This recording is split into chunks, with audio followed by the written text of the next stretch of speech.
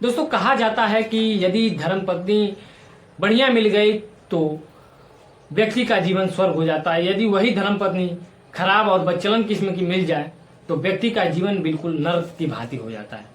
ऐसा ही कुछ होता है दोस्तों आज की घटना में, क्योंकि एक लड़का होता है, उसकी नई नई शादी हुई होती है और जो लड़की है वो थोड़ा बदचलन किस्म की होती है। तो लड़का सरकारी टीचर होता है, इसे हमेशा स्कूल आना जाना हो पड़ता है पढ़ाने के लिए बच्चों को। और इसी बीच लड़की की जो चाल चलन होती है वो बेहद ही घटिया और बेहद ही खराब रवैया का होता है। और ये लड़की का कई लोगों से संबंध था। लड़की अपने उस पति को हमेशा मरवाती पिटवाती है। एक बार तो उस लड़की ने अपने मायके वालों के साथ साथ अन्य लड़कों को बुलाकर अपने पति को इतना मरवाती है कि उसका पैर टूट जाता है, उसका हालत खराब हो जाता है। और मारपीट होने के बाद जब पति को उसके परिजन वाले आते हैं और उसे ले जाकर अस्पताल में भर्ती कराया जाता है, वह जब ट्रीटमेंट होने के बाद जब वो ठीक होता है, जब वो घर वापस आता है तो अब पत्नी के साथ वह तलाक के लिए केस फाइल करता है। जब यह कुछ दिन तक तारीख चलने के बाद जब मामला कोर्ट में जाता है और फैसला का जो समय है वो नजदीक होता है, तो उस दौरान इन दोनों का जो केस है वह एक लेडीज जज के बेंच पे जाता है, जो कि उस समय एक युवा लेडीज जज होती है और बेहद ही तेज तर्राक स्वभाव की। और महिला जज अपने कार्यों के हिसाब से वो बहुत ही पॉपुलर होती है, बहुत ही उसको लोग अपने कार्यों के नाम से उसे जानते हैं। और वह बड़े से बड़े मामले का फैसला चंद मिनट में, यानी चुटकी बजा के वो कर देती थी, इतना वो तेज तर्राक थी। तो दोस्तों पूरी क्या घटना है, पूरी क्या कहानी है, इसे हम कहानी के माध्यम से समझने का प्रयास करेंगे। नमस्ते, मैं पवन प्रजापति और आप देख रहे हैं मेरा यूट्यूब चैनल पवन प्रजापति स्टोरी। यदि आप चैनल को सब्सक्राइब नहीं किए हैं तो चैनल को सब्सक्राइब करें और बेल आइकन को प्रेस करना ना भूलें। तो दोस्तों आज की जो कहानी है उसकी शुरुआत उत्तर प्रदेश का जो एक जिला है गोरखपुर, आज गोरखपुर से इस कहानी की शुरुआत होती है। गोरखपुर में एक अमन नाम का लड़का होता है जो पेशे से सरकारी शिक्षक होता है। उसकी शादी एक पूजा नाम की लड़की से होती है। पूजा भी ग्रेजुएशन तक अपनी पढ़ाई की होती है और इन दोनों की शादी हुए कुछ ही दिन होते हैं और इन दोनों का जो रिश्ता है वो शुरू से ही ठीक नहीं चलता है, क्योंकि जो पूजा होती है वह थोड़ी सी बदचलन किस्म की होती है और जिसकी जानकारी अमन के पास नहीं आ पाती शादी होने तक। और शादी के बाद अमन को शक होता है, क्योंकि शादी के बाद अमन के घर पे पूजा के जो रिश्तेदार हैं वो नए नए लड़कों के रूप में आया करते थे। तो पूजा कभी उनको बुआ का, कभी मौसा का, कभी मामा का, ऐसे कभी दूर का ऐसे रिश्तेदार बताकर उनके साथ वो घूमने के लिए निकल जाया करती थी और देर देर तक उनके साथ वह समय स्पेंड करती थी। इससे कहीं ना कहीं अमन को शक होता है और पूजा पर वो ध्यान देता है। लेकिन जब पूजा को बाहर और लोगों से न मिलने का विरोध करता है अमन और अमन का परिवार, तो पूजा इस पर अमन को धमकाने लगती है। और धमकाते धमकाते एक दिन की बात है दोस्तों, अमन अपने घर से तकरीबन 9 बजे के आसपास वो स्कूल जाने के लिए निकलता है और बीच रास्ते में ही अमन को 2-4 लड़के और पूजा के मायके वाले यानी उसके भाई और उसके पिता रोककर अमन से मारपीट करने लगते हैं और अमन को इस कदर मारते हैं कि अमन का एक पैर तोड़ देते हैं मारकर। अमन के जब शोरगुल मचाने से जब लोग वहां पर इकट्ठा होते हैं तो जो हमलावर होते हैं यानी जो पूजा के ससुराल वाले, जो पूजा के मायके वाले होते हैं, वह भाग खड़े होते हैं। और चूंकि गांव से माजी कुछ ही दूरी पर था और गांव के आसपास जो अमन है अपने अच्छे व्यवहार के लिए जाना जाता था और लोग इससे काफी आकर्षित रहते थे, लोग इसे काफी जानते पहचानते थे। तो इसकी सूचना जब अमन के परिवार वालों को दी जाती है तो अमन के परिवार वाले आते हैं और अमन को ले जाकर हॉस्पिटल में उसका ट्रीटमेंट कराते हैं। पूरे 1 महीने बाद अमन का पैर ठीक होता है और इसी बीच जब अमन आता है तो पूजा से तलाक के लिए वह केस फाइल करता है। सुनवाई का डेट पड़ता है और दोनों आमने सामने होते हैं। और उस समय जो इन सबों का केस था वह एक महिला जज के बेंच पे होता है, जो कि उस समय की बहुत ही तेज तर्राक और युवा महिला जज होती हैं और वो अपने चंद मिनट में किसी भी मामले का फैसला सुनाने की जो उनकी क्रिया थी वो अपने काम से जानी जाती थी, बहुत ही तेज तर्राक थी। अब ये जब केस उनके बेंच पर फाइल होती है तो दोनों कटघरे में खड़ा होते हैं। एक साइड पूजा खड़ा होती है तो दूसरे साइड अमन खड़ा होता है और जो कोर्ट की प्रक्रिया होती है, दोनों के वकील होते हैं और दोनों के जो एप्लीकेशन है, दोनों के जो फाइल हैं उसे जज के सामने पेश किया जाता है। जज साहिबा फाइल को ओपन करती हैं और पूजा से पूछती हैं, पहले अमन से पूछती हैं कि मास्टर साहब आप इस लड़की को क्यों परेशान करते हो, क्यों मारते हो, क्यों पीटते हो। तो अमन कहता है मैडम ऐसी कोई बात नहीं है, मैं तो इसके साथ अच्छे से रहना चाहता हूँ, अच्छे से परिवार की देखभाल करना चाहता हूँ, लेकिन ये अपने आदत से मजबूर है और ये हमारी बात सुनती नहीं, उल्टा हमें भी धमकाती है। तो मैडम चूंकि पूरी कहानी पढ़ ले, जो फाइल होती है उसमें पूरा जो बायोडाटा होता है उसे लिखा जाता है बाकायदे कागज के, बाकायदे प्रूफ के तौर पे, और उसे पेश किया जाता है जज के सामने। जज उस फाइल को पढ़ते हैं, उसके बाद पूछताछ की कार्रवाई करते हैं। तो हालांकि फाइल जज ने पहले ही पढ़ ली थी दोनों की, उसके बाद मास्टर से इतना सवाल करती है, उसके बाद अब पूजा से सवाल करना चालू करती है कि पूजा क्या ये जो मास्टर साहब बात कर रहे हैं वो सही है। तो पूजा कहती है नहीं मैम, ये हमेशा हमको मारते पीटते हैं और हम इनसे थोड़ा से पैसे भी मांगते हैं किसी काम के लिए तो भी नहीं देते हैं, और थोड़ी थोड़ी बात को लेकर हमसे झगड़ा करते रहते हैं। तो जो जज होती हैं वो कहती हैं पूजा एक बार तो इन्होंने मार कर तुम्हारा हाथ तोड़ दिया था, वो क्या कहानी है। तो पूजा बताती है कि मैं एक बार हमारा इनसे झगड़ा हुआ और यह गुस्से में आकर हमें मारने लगे और इस दौरान इस तरह मारे कि हमारा एक हाथ टूट गया। तो इस पर जज साहब बोलती हैं कि अच्छा पूजा आपका हाथ कौन सा टूटा। तो पूजा बोलती हैं कि हमारा बायां हाथ टूटा। तो जज साहिबा पूछती हैं कि अच्छा पूजा आपका जो हाथ है उसमें से बायां हाथ कौन सा है। तो उस दौरान पूजा अपने राइट हैंड को दिखाती है, अपने दाहिने हैंड हाथ को दिखाती है। तो इस पर जो पूजा का वकील होता है वो थोड़ा सा टिप्पणी करता है, लेकिन उससे जज साहब उसे बहुत तेज डांटती हैं, कहती हैं कि जो क्लाइंट है और उससे हम सवाल कर रहे हैं तो बीच में आप ना बोलें, यदि आप लोग ना होते तो कोई भी मामला इतनी देर तक नहीं चलता और इतनी समय तक नहीं न्याय तत्काल मिल जाता। आप लोगों की वजह से ही केस 6-6 महीने 6-6 साल और काफी समय तक लंबित हो जाता है और उसका बस तारीख ही चलता है। तो कृपया आप शांत रहिए। जज साहब वकील को डांटती हैं और उसके बाद पूजा से बोलते हैं हाँ पूजा बताओ। तो पूजा पहले तो दाहिना हाथ दिखाती है, उसके बाद फिर अपने बाएं हाथ को दिखाती है। तो जज साहब इस पर टिप्पणी करती हैं कि पूजा देखो, जिसका भी हाथ या पैर या किसी बॉडी का कोई भी अंग टूटा होता है, अगर कोई उससे पूछता है कि तुम्हारा कौन सा भाग या कौन सा हाथ टूटा है, तो इतना देर नहीं करता और तुरंत वही जो हाथ टूटा है, जहां बॉडी का जो पार्ट टूटा होता है, तुरंत वही बताता है और इतना घालमेल नहीं करता। अच्छा ठीक है, हो सकता है तुम्हें याद ना हो। पूजा तुम्हारा हाथ टूटने के बाद जो तुम्हारा ट्रीटमेंट हुआ वह किस हॉस्पिटल में हुआ। तो पूजा ये भी कहती है कि हमें याद नहीं मैम, ठीक तरीके से याद नहीं। दिन पूछा जाता है, तारीख पूछा जाता है और बाद में यह भी पूछा जाता है कि पूजा अच्छा तुम्हारा जो हाथ टूटा उसके बाद तुम ट्रीटमेंट कराने के लिए जब तुमको ले जाया जा रहा था तो तुम्हें किस साधन से ले जाया जा रहा था। तो पूजा इस पर भी उसकी नकारात्मक प्रतिक्रिया होती है और इससे जज साहब का जो डाउट है कि पूजा कहीं ना कहीं अमन पर गलत आरोप लगा रही है, वो डाउट क्लियर हो जाता है। अब अमन भी अपने जो फाइल है, जो केस की फाइल है, उसमें यह रिकॉर्ड दिया था कि इसके मायके वालों ने हमारे साथ मारपीट करके हमारा पैर तोड़ दिया। तो अमन से पूछा जाता है कि अमन तुमने भी अपने फाइल में ये इस बात का जिक्र किया है कि तुम्हारे साथ मारपीट करते हैं पूजा के मायके वाले और एक बार मारपीट के दौरान तुम्हारा पैर भी टूट गया था।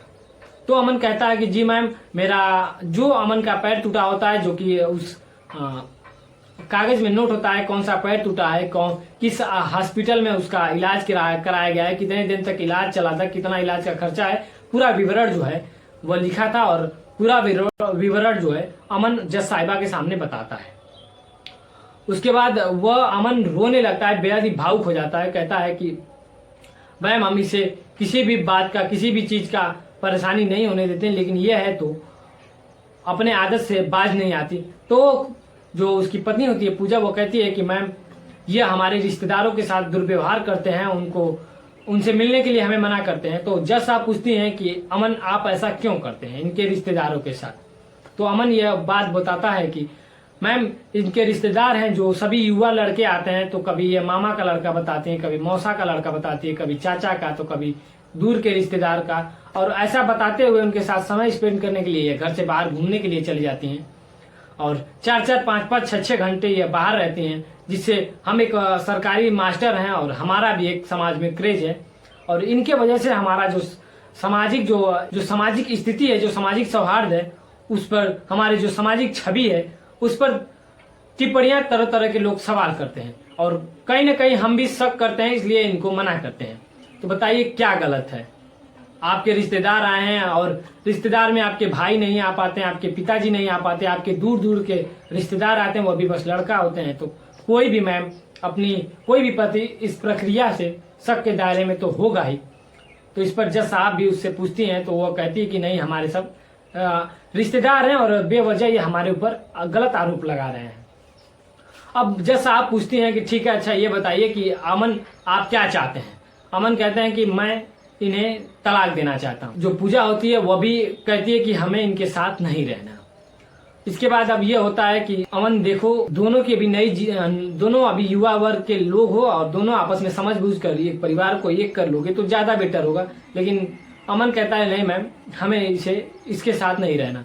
इस पर जज साहब कहते हैं कि ठीक है अमन, यदि तुम्हें इसके साथ रहना है तो इसे बाइज्जत अपने साथ ले जाओ और मायके में इसके ससुराल में यानी अमन अपने साथ इसे बाइज्जत ले जाओ और इसकी देखभाल करो, इसके साथ अपना जो है वो समय स्पेंड करो और अच्छे तरीके से रहो। या तो दूसरा ऑप्शन ये है कि अमन 10 लाख रुपए इसको खर्चा दे और तलाक दे।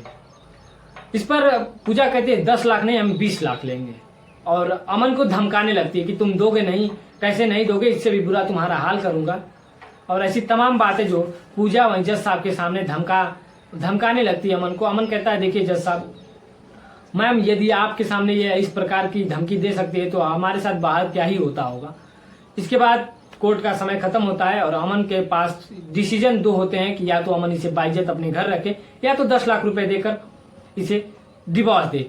समय मिलता है, अमन से पूछा जाता है कि आखिर ये रकम जो है वो कब दोगे। तो अमन कहता है मैम अभी हमने हाल ही में अपना घर बनाया है और इस वजह से मैं बहुत कर्जे में हूँ और 10 लाख रुपए अरेंजमेंट करने में मुझे थोड़ा सा वक्त लगेगा, तो हमें 10-15 दिन का समय चाहिए। कोर्ट से उसे 15 दिन का समय मिल जाता है। उसके बाद अब इंतजार रहता है अगले 15 दिन का। कोर्ट से धीरे धीरे जब सब निकलने लगते हैं तो जब अमन कोर्ट से बाहर निकलता है तो पूजा और उसके साथ 2-4 लोग, उसके मायके वाले लोग अमन को घेर कर उसे डराने धमकाने लगते हैं। इस पर जज साहब भी जब अपने घर के लिए रवाना होती हैं तो देखती हैं कि 4-6 लोग जो है वह घेरे हैं अमन को और उसे डरा धमका रहे हैं। तो जज साहब अपने ड्राइवर को बोलते हैं कि गाड़ी अमन के साइड में ले चलो। अमन के साइड में जब गाड़ी जाती है और जज साहब अपने दरवाजे का शीशा जो है वो डाउन करते हैं, उसके बाद उन सबों को बोलती हैं कि यहाँ पर क्या हो रहा है। उसके बाद सभी लोग चले जाते हैं। फिर अमन अब आकर अपने जो तलाक की रकम है 10 लाख रुपए उसका इंतजाम करने लगता है। इसी बीच एक दिन अमन अपनी माँ को लेकर हॉस्पिटल में उनकी इलाज कराने के लिए पहुंचा था कि उसी दौरान जज साहिबा भी उस हॉस्पिटल में पहुंचते हैं अपना रूटीन चेकअप रूटीन के लिए, क्योंकि जज साहिबा बीपी और शुगर की पेशेंट होती हैं। उस दौरान जब जज साहिबा अमन को देखती हैं तो अपने जो सहायक कर्मी होते हैं उनसे अमन को बुलाती हैं और उनसे उसका हाल चाल पूछती हैं। अमन बताता है कि उनकी माँ का जो तबीयत है थोड़ा सा खराब था तो अपने माँ के दवा के लिए आया है। और फिर वो अमन पूछता है मैडम आप कैसे, तो मैडम भी बताती हैं कि हम भी ऐसे ये दवा के लिए ही हम भी आए हैं। तो अमन कहने लगता है कि मैम जो आपने राशि दी है वो इसका इंतजाम हो नहीं पा रहा है। और तो मैं जज साहिबा बोलती हैं कि देखो अमन, हम यहाँ पर उस संबंधित मामलों में कोई प्रकार की बातें नहीं कर सकते और तुम्हें जो निर्णय लिया गया है उस पर खरा उतरना होगा। तुम 10 लाख रुपए दे दो और उस लड़की से अपना पीछा छुड़ा लो। अमन भी कहता है ठीक है कोई बात नहीं।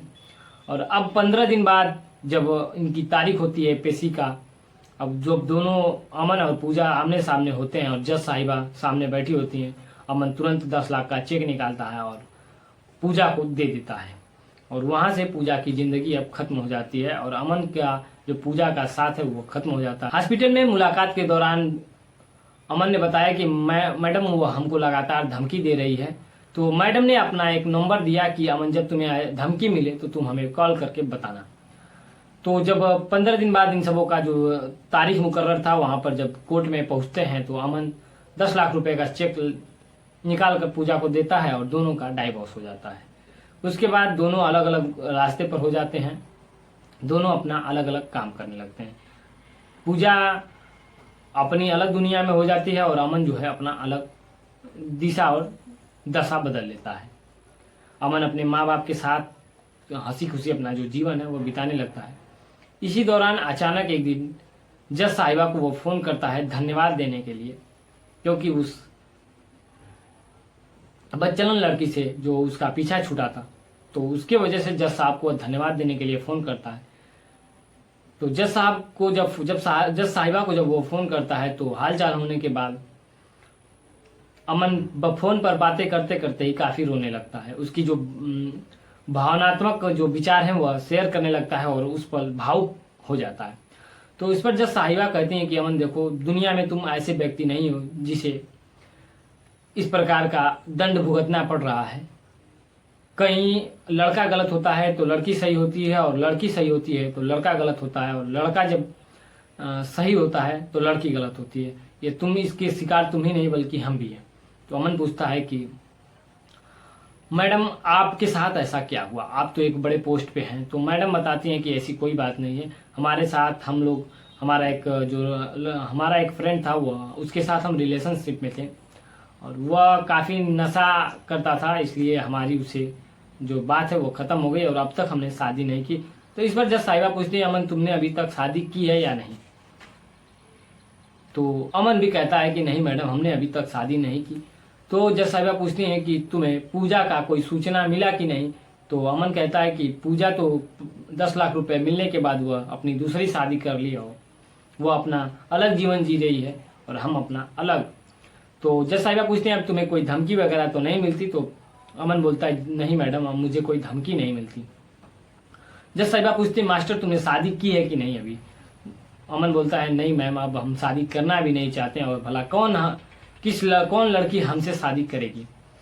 तो जज साहिबा बोलते हैं अरे नहीं ऐसा मत बोलो, दुनिया में भी तुम्हारे लिए लड़की कोई ना कोई बनी ही होगी। अच्छा अमन, मैं तुम्हारा नंबर एक लड़की को दूंगी, वो तुम्हें फ़ोन करेगी। अमन इंतजार करता है कि लड़की का फ़ोन अब आएगा, लेकिन लड़की का फ़ोन सुबह हो से शाम हो जाती है, नहीं आती। जज साहिबा का फ़ोन आता है और जज साहिबा पूछती हैं अमन मास्टर किसी लड़की का फ़ोन आया था कि नहीं। तो अमन कहता है मैडम अब तक मैं इंतजार ही कर रहा हूँ, लेकिन अब तक कोई लड़की का फ़ोन नहीं आया। फिर जज साहिबा बोलती हैं चलो ठीक है, इंतज़ार करो ज़रूर आएगा।